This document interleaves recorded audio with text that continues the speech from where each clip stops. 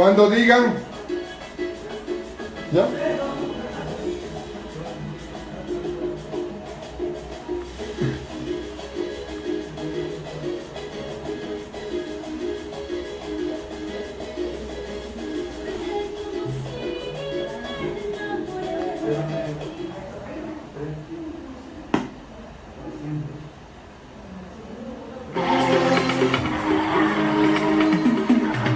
HCDA7, Radio Musical de Coca en los 96.7 FM Estéreo, proyecta su señal con tecnología digital desde el Corno Francisco de Orellana. Musical, toda una radio.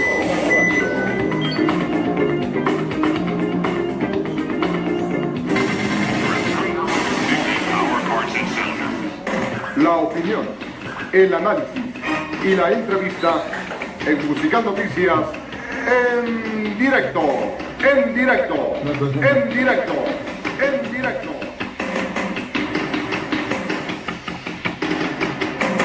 Señoras y señores, un muy buen día a toda la provincia de Orellana, a quienes también nos van a seguir de seguro en esta importantísima entrevista a través de las redes sociales.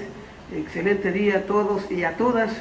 Siempre será un honor tener acá en Radio Musical a una mujer joven y que asumió un reto trascendental en la vida del país, como es ser la presidenta del Poder Legislativo, de la Asamblea Nacional, de nuestra Asamblea Nacional. Y quiero destacar aquellos, de seguro algunos no concordarán, pero tenemos que ser objetivos en ese aspecto.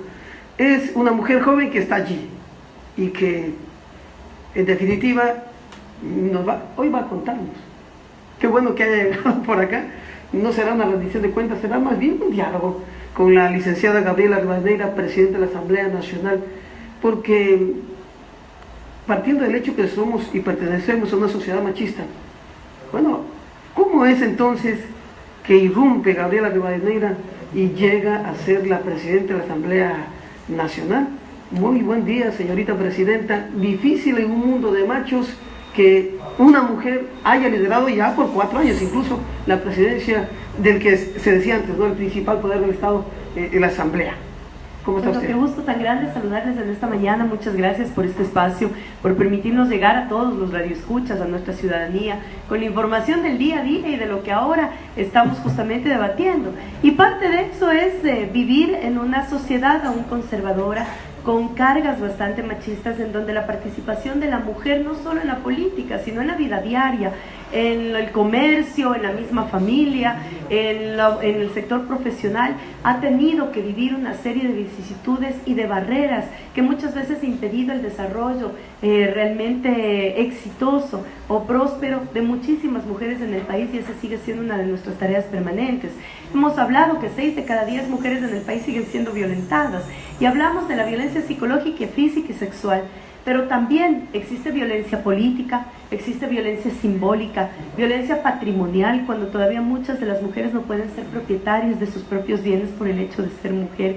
Todo eso ha significado un debate profundo durante estos años en los que he podido convertirme en la primera mujer presidenta de la función legislativa, y que para mí ha sido un altísimo honor realmente poder estar desde ese espacio poniendo las improntas del sector de las mujeres y del sector y de las organizaciones feministas, cuando por ejemplo hemos aprobado leyes como la ley en la que permite que cuando ya celebremos el contrato de matrimonio, el contrato civil de matrimonio, en ese contrato quede esclarecido quién va a ser el administrador o administradora de los bienes de mutua voluntad. Y ahora hay muchas mujeres que quedan inscritas en el acta de matrimonio, que son justamente las responsables de las administradoras de los bienes en el hogar son las generados. economistas, pues realmente en el hogar ellas son las economistas, las que tienen esa tranquilidad, esa serenidad y la prudencia para los recursos de la familia manejarlos, y eso nadie lo podrá discutir. Son avances circunstanciales Sí, yo creo que hay que ¿no? seguir promoviendo más bien el trabajo conjunto, es decir, un hogar es de 2 personas, y esas 2 personas tienen que comprometerse a que realmente las cosas funcionen bien y ser un ejemplo para nuestros hijos como nueva generación, determinar prácticas de violencia, Como yo digo, no siempre vamos a estar en todo de acuerdo, ni siquiera en la pareja. Siempre hay cosas en las que hay que buscar el bien común y los mayores cosas que nos sigan uniendo, porque si no sería prácticamente insostenible una relación. Y si eso hablamos a nivel de pareja, eso se representa a nivel país. A nivel país no todos pensamos igual, y eso es maravilloso porque es parte de la riqueza de nuestra diversidad, y ese pensamiento diverso también nos tiene que llevar a buscar cordones umbilicales que nos permitan ponernos de acuerdo en el territorio, en las decisiones, en la producción, en la vida social, cultural de nuestro país, ponernos de acuerdo en temas sustanciales para seguir caminando. ¿Cómo se dio la nominación de Gabriela Rivadeneira como presidenta? Realmente va a cumplir casi 4 años en esa importante función. ¿Cómo se dio?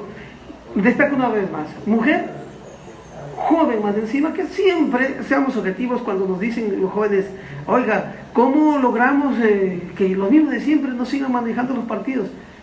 Siempre y cuando, les digo yo, si ustedes como jóvenes dan esa oportunidad, se quedan callados, jamás van a tener la oportunidad. Entonces, ¿cómo se dio aquello en ese contexto de bloque Alianza País para que Gabriela Rivadeneira sea la primera mujer presidenta de la Asamblea Nacional? Bueno, yo quiero comentarles rápidamente que yo empecé a militar realmente a los 14 años de edad en un movimiento cultural, a los 16 ya en un partido político, y a los 19 años decidí incursionar en la primera candidatura, que fue justamente para la concejalía de mi cantón de Otavalo, y me convertí en la concejala más joven y en la primera mujer vicealcaldesa y más joven también de mi cantón. Luego fui viceprefecta de la provincia ya con el movimiento Alianza País y gobernadora de la provincia de Imbabura por pedido del compañero Rafael Correa. Y para mí fue una sorpresa. Hace 4 años, yo tenía 29 años, y a los 29 años que el presidente me llamara a decirme pues que asuma el reto de encabezar la lista de asambleístas nacionales. Realmente fue un reto importante. Yo no pensé llegar, estaba muy ligada a los gobiernos autónomos descentralizados, no pensaba llegar a la función legislativa, pero realmente asumir el reto nos planteó también una necesidad de la población de ver justamente un refrescamiento dentro de la política y la participación y la oportunidad de nuevos cuadros, especialmente cuando estamos hablando del tema de mujeres.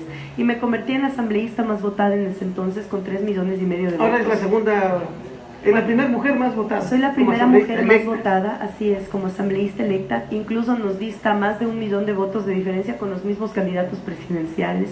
Pero en aquella época esa votación nos permitió no solamente consolidar un tema de una mayoría de bloque parlamentario, 100 asambleístas de 137, que también nos permitió tener las autoridades de la Asamblea, no solamente llegar como primera mujer de la función legislativa en la historia de nuestro país, sino también como las 3 mujeres al frente de la función legislativa. Y yo creo que eso fue una ruptura importantísima que tuvimos hace 4 años en la palestra política del Ecuador, porque hablar de 3 mujeres que asumíamos el reto de la legislatura era dar esa oportunidad para que podamos realmente cambiar la legislación con rostro de mujer. Eso, aclarando que también tenemos el 42% de participación femenina en el pleno de la Asamblea, de tal manera que se dieron todas las condiciones para que en aquel entonces podamos ser nominados como presidenta. Y hace 2 años, que era el recambio de las autoridades de la Asamblea, pues se tomó la decisión, y yo siempre soy muy agradecida de la confianza de mi bloque parlamentario, que hace 2 años fui reelecta presidenta de la Asamblea Nacional, de tal manera que han sido 4 años en los que no han sido fáciles, no solamente por la condición de machismo y expresiones machistas dentro de la política nacional, sino también porque hemos tenido que tomar decisiones duras. En estos 4 años se ha concentrado las leyes más fuertes para el cambio del sistema y de la estructura mismo del país.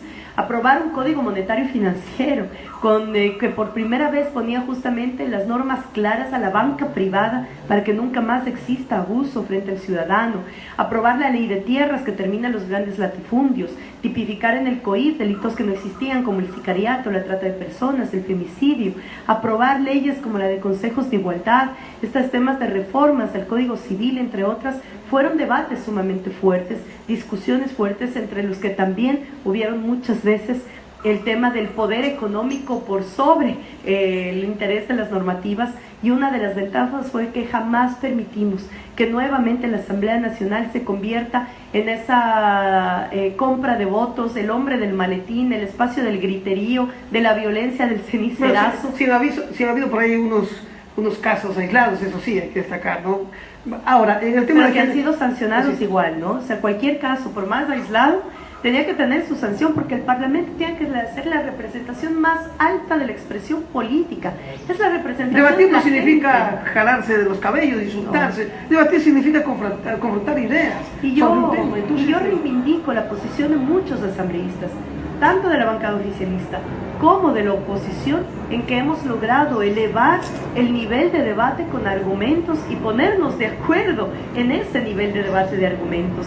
Hay uno que otro que siempre trata de volver a ese espacio de la violencia, pero bueno, yo creo que siempre hemos sido más los que queremos que el Parlamento se convierta en un espacio de construcción argumentativa, de democracia viva, de diferencia. Esa es la democracia. Ahí están concentrados los partidos y movimientos políticos del país en la representación de la Asamblea, y eso merece pues un debate de alto nivel. Pero recuerda usted que yo hice una pregunta hace unos meses cuando usted nos visitaba y decía, sí, hay que reconocer eso. También hay que reconocer que el tema del sistema machista no es que lo van a cambiar, lo vamos a cambiar de la noche a la mañana, porque las leyes que se han impulsado en ese sentido, porque que una mujer esté como presidente de la Asamblea Nacional es importante, por supuesto que sí, porque se obligue a que en las listas para elecciones seccionales, donde son listas pluripersonales, se obligue también la paridad de género. Sin embargo, yo le decía, señorita presidenta, no se ha pensado en lo más importante, en lo que, imagínense ahora, y reitero nuevamente, tenemos 2 binomios finalistas, 2 binomios integrados por hombres, y las mujeres. Me quedó ¿se acuerda que hice la pregunta? Yo dije, bueno, esa va a ser la pregunta de cada. Porque no, sí. En eso, la Constitución tampoco es que está escrita en piedra. Pero no, hay una situación que también hay que irla pensando en ese sentido. Y también depende mucho de la voluntad política de los partidos y movimientos. Nosotros creemos que la paridad y la alternancia obligatoria nos ha permitido sí tener una mayor representación.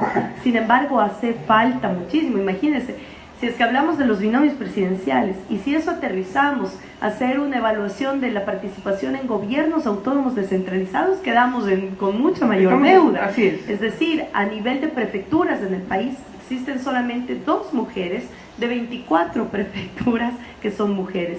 A nivel de las alcaldías, nos llegamos al 17% de mujeres en alcaldías.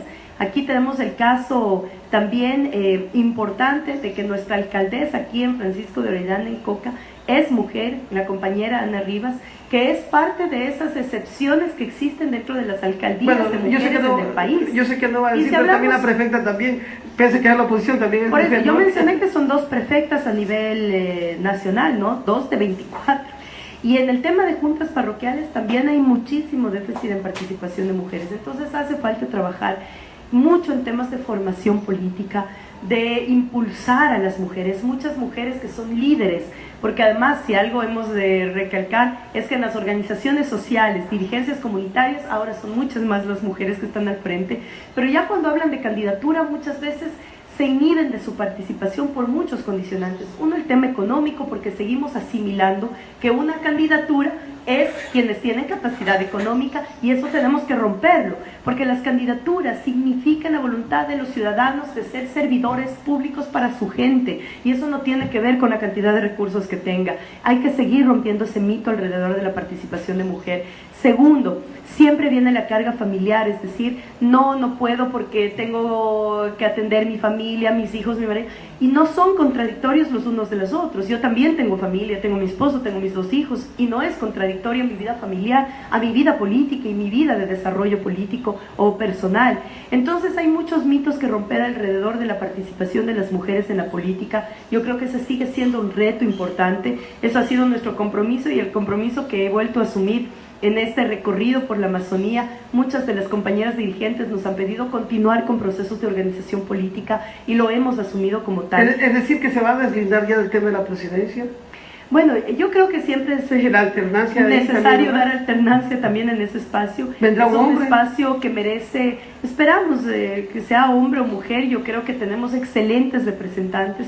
Ahí quien lideró la lista de asambleístas nacionales, como es nuestro compañero Pepe Serrano, tiene toda la capacidad de asumir un reto como la presidencia. lo podrá hacer con muchos otros compañeros. Recordemos que hay varias dignidades en la Asamblea Nacional, no solamente los miembros del CAL, sino presidencias y vicepresidencias de las comisiones, y esperamos que ahí estén muchas de nuestras compañeras mujeres también ejerciendo pues tomas de decisiones importantes dentro de la Asamblea Nacional, y en eso vamos a lograr que realmente tenemos una participación equilibrada, puesto que también tenemos, y el Movimiento Alianza País ha privilegiado la participación de mujeres, y cerca del 50% de los asambleístas electos del bloque parlamentario son mujeres, de tal manera que vamos a estar representados. Y el trabajo que nos corresponde para los siguientes cuatro años, y es lo que un poco nos ha pedido también el compañero Lenín Moreno, que nos ha encargado acompañar este proceso de segunda vuelta en la Amazonía, es trabajar profundamente en los siguientes 4 años en los temas de organización popular, organización social, de organización y movilización de la gente, para seguir exigiendo y reclamando que nuestros derechos sigan cumpliendo y sigan satisfaciendo nuestro proceso de salida de la pobreza. Estamos en diálogo con la presidenta de la Asamblea Nacional, la licenciada Gabriela Rivadeneira, y la segunda pregunta, que también se la hice en ese tiempo, recuerda que le decía, si hay leyes importantes que aprobaba la Asamblea Nacional, por supuesto que sí, pero para los amazónicos sigue siendo una deuda de la Asamblea Nacional lo que determina el artículo 250 de la Constitución, que declara esta zona de la patria como una zona de tratamiento especial, una ley que debe privilegiar todos los aspectos económicos, turísticos, sociales, y entonces les dije yo, van a tener tiempo, ¿se acuerdan, licenciada? Y lo tenemos. Todavía ¿Cómo tenemos está tiempo. aquello? Porque hasta lo que nos informaba el presidente de la Comisión de Biodiversidad, Carlos Viteri, nos decía que ya está listo el informe para el primer debate. ¿Cómo está? Mira, nosotros hemos trabajado, y eso gracias al compromiso de los asambleístas amazónicos, hemos logrado realmente tener ya un texto mucho más consolidado, que tiene 5 ejes transversales: el tema social, cultural, económico, productivo y ambiental, que son ejes transversales de la ley especial de la circunscripción territorial amazónica, que es mandato constitucional, y que nos permite ahora ya tener un texto mucho más consolidado, que además se participó con los gobiernos autónomos descentralizados, organizaciones sociales, en una primera ronda de socialización previo al primer informe. Ahora en las próximas semanas lo pondremos ya para debate en el pleno de la Asamblea, y después del primer informe los asambleístas volverán a hacer una socialización en toda la región previo al segundo informe, para que al segundo informe ya lleguemos con todos los temas que puedan ser incorporados por parte de las organizaciones. Mes y medio más o menos tienen todavía funciones. ¿Alcanzarán? Sí, claro que sí, una ley, mire, del primero al segundo debate el mínimo tiempo es 15 días para presentar el informe. Así que no queremos hacerlo al apuro, queremos hacerlo realmente bien, porque es un texto que va a regir la vida de la Amazonía. Entonces no se trata de, por cumplir, hacer un trabajo, es una ley orgánica, sino hacerlo bien. Es una ley orgánica. En estos instantes, ustedes tienen los votos necesarios para aprobar esa ley. Y lo vamos a hacer. En la siguiente instancia, la cosa va a ser más complicada. Bueno, en el siguiente periodo también, somos 74 asambleístas, pero tenemos no tienen mayoría los parlamentaria. 99 para aprobar leyes orgánicas, que son las 2/3 partes. No, sí, la ley orgánica se aprueba con 70 votos igual. Por lo tanto, seguimos garantizando que la toma de decisiones en el próximo periodo, porque eso sí es lo que preocupa a la Amazonía. Esa es una ley que se la ha esperado por mucho tiempo, y porque de eso va a depender incluso, hemos dicho acá siempre que es una especie de una mini constitución, la constitución amazónica, y allí, por ejemplo, está uno de los grandes pedidos de especialmente provincias como Orellana y Sucumbío, la más petrolera del país, en el tema de educación superior. Por allí se pueden canalizar los recursos. Lo importante es que el presidente Rafael Correa, que según la Constitución, me parece que el artículo 135 dispone que los temas que tengan que ver, las leyes que tengan que ver con tema económico, son potestad del presidente. Ya lo presentó. Ya está presentada, y eso es ya un gran avance. Ya tenemos el primer informe. Tienen ahí todo el insumo para poder ahora sí cumplir con esa tarea importante. Por supuesto, y como decimos, no hemos perdido tiempo, tampoco los asambleístas han estado toda esta temporada tratando de recopilar todos los aportes una vez que entró el proyecto ya de ley, y ahora ya tenemos listo para el primer debate, que lo pondremos ya en siguientes semanas en el pleno de la Asamblea. Les daremos la gran noticia para que incluso nos acompañen, porque la idea de los debates en el pleno es que puedan estar acompañados también con la voz de los actores locales, y en ese sentido sería importante para nosotros recibir actores locales para que puedan también aportar sobre el tema de la ley. Entonces tenemos todo el tiempo todavía para aprobarlo en este periodo legislativo. Valga la pena decir que en este periodo hemos aprobado más del 90% de nuestro plan de trabajo presentado en el 2013, es decir, lo que decimos lo cumplimos, y hemos aprobado en eso más de 60 leyes, que significan significa ya un histórico de aprobación legislativo en la patria ecuatoriana, y eso nos llena de muchísimo compromiso, porque además del próximo periodo no solo vamos a tener que seguir con la aprobación de leyes, sino también con la evaluación de las leyes aprobadas para saber qué tenemos que reformar, qué tenemos que cambiar, qué tenemos que seguir actualizando dentro de la normativa, y esa va a ser la tarea permanente de la Asamblea Nacional. Ahora, el tema de la CTA, de la ley amazónica, es fundamental, reitero una vez más,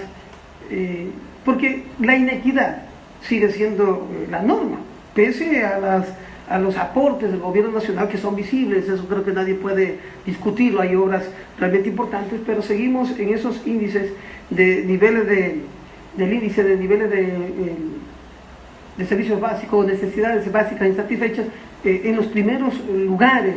Seguimos necesitando justamente la equidad que llegue a la Amazonía, donde ha salido todo el petróleo. Yo no estoy diciendo por si acaso que nada se ha hecho, no, ojo, sí, pero sí nos siguen debiendo mucho. Mire, aquí hay una diferencia que es sumamente interesante y fuerte. Bueno, la Amazonía de aquí ha salido la riqueza del país de 4 décadas y ha sido una de las zonas más invisibilizadas. Ayer estuve justamente en el Puyo con la gerenta del Banco del Estado, y la gerenta del Banco del Estado hacía una referencia y decía: en la Amazonía, en los 10 años anteriores a estos 10 años, es decir, en la década anterior a esta última década, se aprobaron para la Amazonía 7.9 millones de dólares de inversión en 10 años. ¿Del banco? No, en general. En estos últimos 10 años se aprobaron para la Amazonía más de 300.000 millones de dólares en inversión. ¿300.000 millones o 300.000? No, 300.000. ¿Por qué? Porque aquí están no solamente los proyectos de refinería, los proyectos petroleros, los proyectos hidroeléctricos, los proyectos que es como la troncal amazónica, proyectos de infraestructura en educación, en salud, escuelas del milenio, las ciudades del milenio, en comunidades que están dentro de las zonas de extracción petrolera, proyectos de protección ambiental, ampliación de áreas protegidas. Es decir, ha habido un despliegue como nunca antes. Aún falta por hacer. En 10 años es muy difícil cubrir la historia que ha tenido la Amazonía. Ahora estas son obras estratégicas. Pero por ejemplo, son ahora obras mismo, macro, pero en lo local, que lleguen a lo local. No, mire, en lo local, objetivos. En la primera vuelta electoral, 19 de febrero, realmente 5 de las 6 provincias amazónicas no votaron por el candidato de gobierno, y de seguro eso les llamó a la reflexión a ustedes. ¿Qué está pasando en la Amazonía? Digo ustedes como Movimiento Alianza País, en claro, este caso. pero eso no tiene que ver mucho con la asignación de obras o de recursos. Como digo, nunca antes se ha desplegado tantos recursos con la Amazonía. Hoy mismo, a las 11 de la mañana, todas y todos invitados al malecón, justamente junto al Museo El Mar.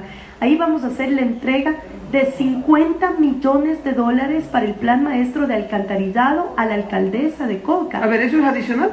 Eso se inaugura. Eso se va a inaugurar. Eso se va a inaugurar. 50 millones el alcantarillado sanitario, así es. Y eso no es crédito, no es más de 50 millones, creo que son como 55. 50 millones de dólares entregados justamente por parte de esta redistribución de la riqueza a los sectores que han necesitado justamente la entrega de la obra. Tiene que hacerse justicia. Por supuesto, y tenemos que seguirlo haciendo. Falta muchísimo todavía. Yo he recorrido la Amazonía, muchas de las ciudades, muchas de las parroquias, de las comunidades. Hace falta llegar con política pública a muchos de los territorios. Tenemos el inconveniente que hay comunidades que hay que entrar solamente vía aérea o vía fluvial. Es muy difícil el acceso, aún así. No se ha inhibido que vayan brigadas médicas y todo, pero necesitamos centros de salud, necesitamos centros escolares, es decir, hay que seguir cerrando la brecha. Y el tema de la universidad, que es fundamental, quiero darles y decirles que durante los últimos años hemos tenido extensiones, pero hace 2 años tuvimos la primera universidad estatal amazónica, pero eso no ha sido suficiente. Faltan todavía incrementar cupos universitarios y eso se lo hace con nuevas universidades. El día lunes vamos a tener la entrega con el ministro coordinador de talento humano, no solamente del tema de la universidad en Sucumbíos, sino que también de la universidad en Napo. Y aquí en Orellana el compañero Lenin Moreno Garcés lo ha dicho con absoluta claridad: Universidad para Orellana, que es parte de las 40 nuevas universidades técnicas y tecnológicas para que cada provincia de la Amazonía tenga al alcance su propio espacio universitario, de tal manera que las familias que ya hacen un sacrificio enorme, digamos, para que las chicas y chicos que vienen de las diferentes comunidades, parroquias y barrios a estar en los centros educativos, no tengan que salir de sus provincias, sino que puedan quedarse en sus provincias. Y eso es parte de que esta ley amazónica lo pueda contemplar incluso.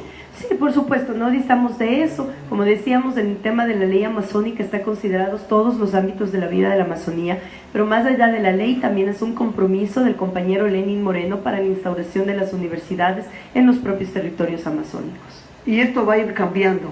Hace 2 años casi entrevistamos, o formamos parte de una entrevista con el señor vicepresidente de la República, candidato a la reelección, y decía él, puntualmente dice, es que no podemos crear universidades en cada provincia. Y nosotros decíamos, al menos de Orellana tenemos que impulsarla, hay que exigirla, porque exigirlo significa que uno esté insultando a nadie, es una decirle, oiga, acá necesitamos, por todo lo que significa aquello. Aquí tenemos, por ejemplo, un cantón que usted conoce muy bien, donde nació el candidato a la presidencia, ¿no es cierto?, Lenín Moreno, en el cantón Aguarico. ¿Cómo hacemos para que esa gente tenga justamente allí también la posibilidad de un centro de educación superior? Entonces, claro que no se lo va a construir allá, pero si está acá, y es mucho más fácil el asunto. Mire, universidades estatales... El alojamiento, bueno, ahí entran los gobiernos locales también a apoyar el proceso. Hay que pensar que el tema de poner en norma, digamos, en regla, ordenar la casa universitaria, ha sido un trabajo duro. Es decir, cerramos 14 universidades de garage, que eran prácticamente compra y venta de títulos. Médicos se graduaban en universidades de garage. Yo digo, Dios mío, qué vida de la nuestra o de las nuestras hijas va a caer en manos de un médico graduado en una universidad de garage. Eso se ha tenido que corregir. Bueno, y eso ha causado... años, y eso era una norma de hace años. Yo recuerdo que alguna vez, serán hace unos 15, 20 años quizás, en que salió una denuncia de que no sé cuántos títulos se habían entregado de una universidad, no voy a dar el nombre, por supuesto, de abogados. Y resulta que esos abogados ejercían, nunca habían ido a la universidad. Eso también es injusto, y eso también... No, pero además es delito. Además de... Tiene que ser considerado delito, porque además estamos falseando. Estamos falseando a toda la necesidad que tiene un país de tener excelentes profesionales. Totalmente de acuerdo. Entonces, el tema de las universidades estatales, como digo, tienen un manejo diferente al tema de las universidades técnicas y tecnológicas, no porque sean de menor calidad, sino porque las universidades técnicas y tecnológicas permiten acercar la especificidad del desarrollo del territorio.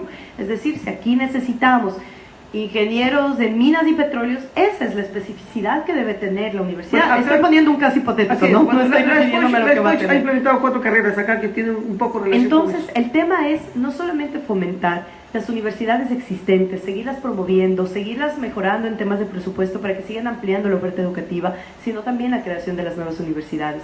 Del 2006 al 2016 duplicamos el ingreso de estudiantes universitarios.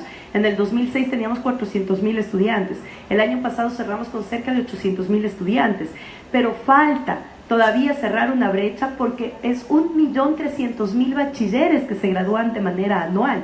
Entonces, la oferta educativa debe estar ligada por lo menos a cubrir cerca del 90% de esa población universitaria, porque no todos esperan salir de bachilleres y esperan seguir una carrera universitaria. Eso sería lo ideal, pero no todos aspiran o no todos desean. La universidad gratuita que la pagamos los ecuatorianos tiene que ser para los que realmente quieren estudiar y profesionalizarse. Ya que estamos hablando de para los que no quieren, ahí hay el otro plan, que es el tema del emprendimiento. ¿Cómo realmente potenciar? Porque en los últimos 5 años, quienes han presentado más emprendimientos y más negocios, iniciativas de negocios en el país, son jóvenes de 18 a 34 años. De tal manera que ahí hay también una oportunidad para que los jóvenes puedan enrolarse ya en el ámbito productivo. Uno de los aspectos, y estamos en el tema un poco de educación, y que preocupa y que es una amenaza para la niñez y la juventud del país, es el tema del consumo de drogas. Y se ha señalado desde la oposición que han puesto una tabla, que la tabla es lo que finalmente deriva en que se esté incentivando a consumir este tipo de sustancias ilícitas. En la ciudad de Coca, y ahí hay un gran problema, justamente referido al tema de las unidades del milenio, donde concentran muchas personas, muchos estudiantes, y por allí se están acercando estas personas malas, ciudadanos, por decirlo menos. Mira, para nosotros la lucha contra el tráfico y el microtráfico no ha parado un solo día, y producto de eso todos los días vemos los operativos de la Policía Nacional, de las Fuerzas Armadas, de la Fuerza Naval, decomisar, incautar toneladas de droga que pasan por nuestro país. Este no es un país productor de droga, es un país de tránsito, y antes el tránsito estaba dirigido directamente a los grandes carteles de México. Cuando se ve una arremetida hacia estos grandes carteles, se bloquea y se corta una gran cantidad de comercialización de la droga en la región, y eso produce que mucha de la droga de paso se quede en el Ecuador.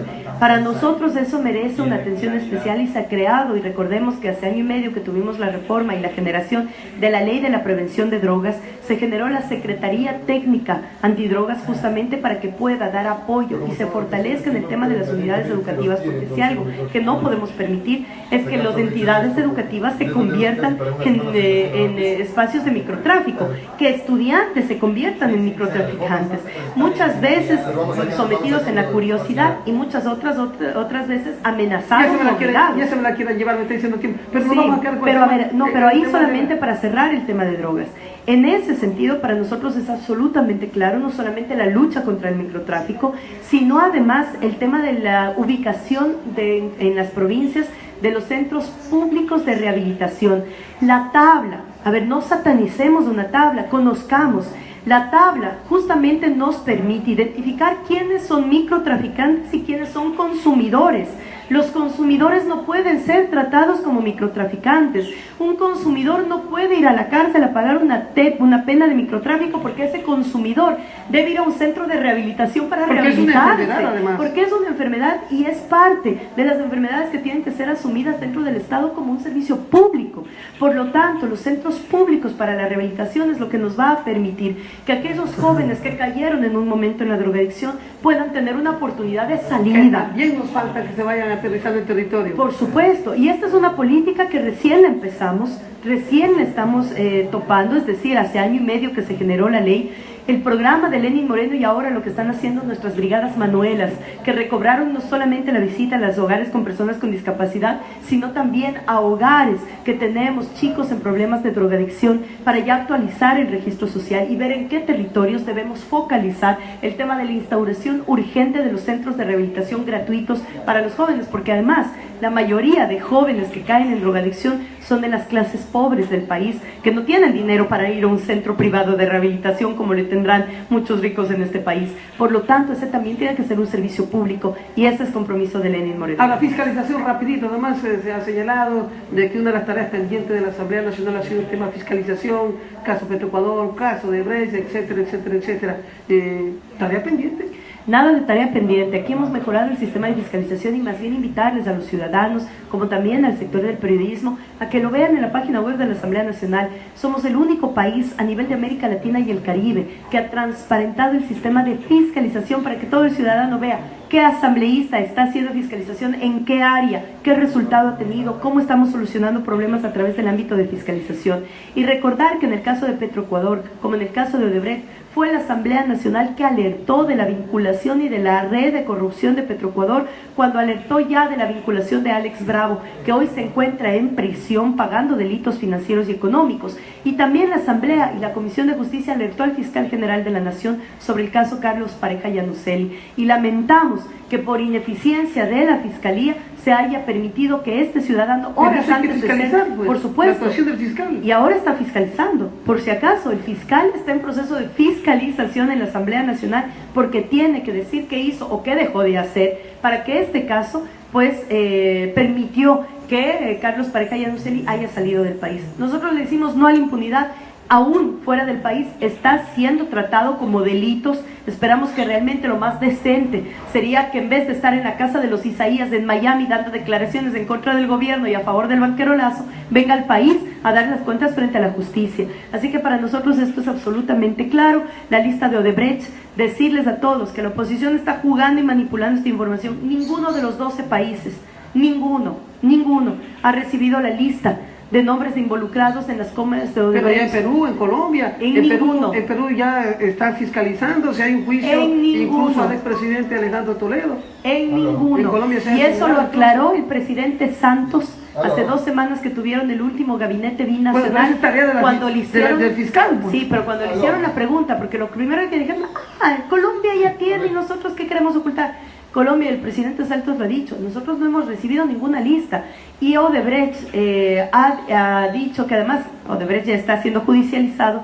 El Estado federal brasileño como el Estado federal estadounidense han dicho que no van a dar a ninguno de los 12 países ninguna lista porque están depurando información y que recién esa información la tendrían en junio de este año para poder otorgar a través de las fiscales porque allá el fiscal del Perú ha iniciado el trabajo de investigación y hay presunciones porque nadie puede decir lo contrario, es un derecho humano universal.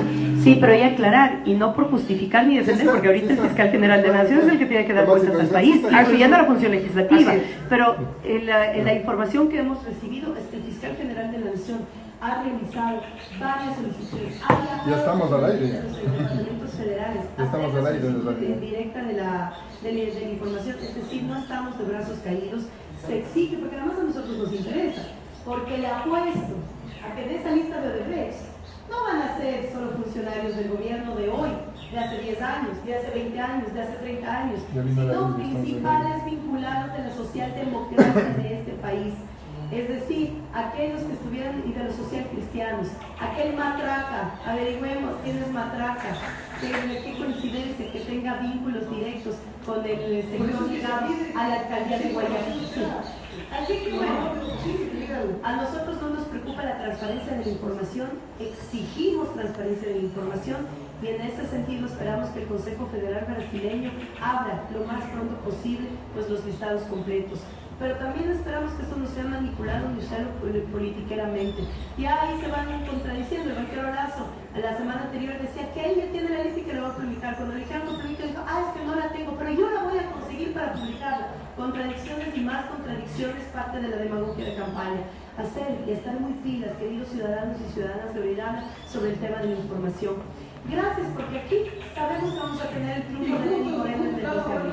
El tema de la información, cómo lograr no coartar la libertad de expresión, pero por redes sociales, ya vimos en los bancos redes sociales, realmente se hace más que linchamiento mediático, se mata a las personas, de parte y parte se genera un ambiente hostil. ¿Cómo lograr esa norma? Algún país del mundo que sea referente de aquello, reitero una vez más, no coartar la libertad de expresión, pero también evitar que se hagan por ahí un tipo de insultos. Lo que pasa es que muchas veces se ha confundido, y eso lo debatimos en la ley de comunicación, la libertad de expresión con el libertinaje. Y el libertinaje es lo que nos lleva a un ámbito de violencia permanente, en el que yo puedo decir lo que me dé la gana sin comprobarlo, sin tener sustento, sin tener pruebas, acabar la vida de una persona sin tener ni un solo sustento, y eso queda en redes sociales totalmente impune. Nosotros lo que hemos dicho y lo que hemos mencionado es que tenemos que seguir avanzando en un debate social. No se trata aquí de una ley que pueda regir, no, se trata de una ciudadanía consciente. Pero sí lo hay una conducta ciudadana que exige cada vez más responsabilidad de las versiones emitidas. Si yo vengo a decir que aquí hay un ladrón, tengo que tener pruebas del caso, porque si no estoy falseando y acabando la vida de una persona que puede pedirme hoy, gracias a la legislación, repetición y hasta rectificación por daños de la moral. Hoy por fin tenemos esa norma que nos ampara a los ciudadanos. Pero en temas de redes sociales, yo le comentaba que a mediados de diciembre, el Parlamento de Alemania tomó una medida muy interesante, que bueno, podemos seguirla discutiendo, que fue la aprobación de una ley que regula el tema de redes sociales en el caso de identificar actos de amenaza, de violencia o de ultraje de derechos humanos. A mí me parece que esos son los temas que debemos debatir. No, pero mire, casos tenaces. Ahora con un video en el celular subido en redes sociales puede realmente acabar la vida de una persona. Y ha pasado casos recientes en los últimos meses de nuestro país que personas, qué coincidencia, que sean mujeres, las que han sido altamente violentadas y ultrajadas por parte de videos que sin autorización, eso es delito en el país, que sin autorización pues han denigrado y han acabado la vida de personas realmente Incluso en Estados Unidos, por esa cuestión del incremento mediático por redes sociales, una chica se había quitado la vida por el estilo. Pero es que además, cuando A esto hay que buscarle. el bullying educativo, que nosotros lo combatimos dentro de las instituciones educativas, se ha trasladado a redes sociales. Y hay muchas chicas, muchos chicos que están pasando por momentos muy complejos de amenazas, de linchamiento en redes sociales, y que tenemos que también tener mínima conciencia. Así que este es un llamado a que las redes sociales, que son utilizadas para compartir, para informarnos, también para poner nuestros puntos de vista con altura, con respeto, con pruebas, sin demagogia, sin ultraje, pues realmente se ha reivindicado dentro de nuestro accionar político. Porque desde la política se empieza dando ejemplo a quienes están realmente, y a que los jóvenes que ya no miran el periódico, la televisión, que no escuchan la radio, están en las redes sociales. Y en las redes sociales tenemos que ser muy cuidadosos realmente, porque podemos o ser beneficiosos o prácticamente aniquilar la vida de una persona. Así que a pensar, a seguir reflexionando, para nosotros esto es importante, nuestro compromiso permanente de seguir construyendo una cultura de paz, una cultura del buen vivir, y eso lo vamos a tener con Lenín Moreno. Así que el 2 de abril la responsabilidad de la población de Orellana tiene que estar muy clara entre diferenciar las políticas de privatización neoliberales de Marcelo Lazo o las políticas de redistribución y de justicia social del candidato Lenín Moreno. Así que ahora les invitamos a estos dos eventos. Vamos a tener el día de hoy un evento a las 11 de la mañana, como ya lo dijimos, la inauguración de la obra del alcantarillado, de la obra maestra. Realmente para nosotros es importantísimo entregar estos $50 millones entregados a la ciudad de Coca en el plan de alcantarillado, y además el tema de las 3 de la tarde, que vamos a tener un conversatorio con estudiantes y con la juventud sobre el tema universitario y otros temas que nos han puesto pues en la tela, en la mesa de discusión. Así que bueno, vamos a cumplir nuestra jornada aquí en Coca, en Orellana, muy contenta, y después pues prometemos regresar a agradecer a la ciudadanía el triunfo que vamos a recibir en Orellana el 2 de abril para Lenín Moreno Garcés. Ojo, que nos ha visitado solamente en los últimos años, así que como ya no va a estar el presidente de la Asamblea, esperamos tenerla más permanentemente, que no sepan, pero solamente por elecciones. Vean que en la primera vuelta no alcancé de llegar porque estábamos atareadísimos, y ahora que me han encomendado pues este acompañamiento, estamos Y hemos aprovechado de todas maneras algunos temas de respetar. Le agradecemos Muchas gracias a la licenciada Gabriela Rivadeneira, presidenta de la Asamblea Nacional. Amigas y amigos, excelente día. Radio musical cada día por sonido. Mayor cobertura.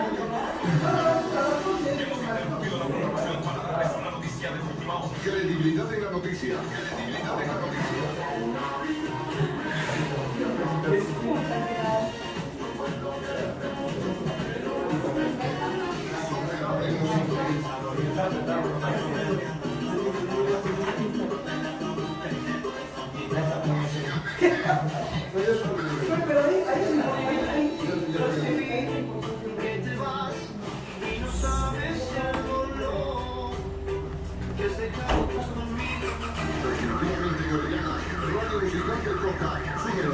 Acaba de decir, acaba de guardar la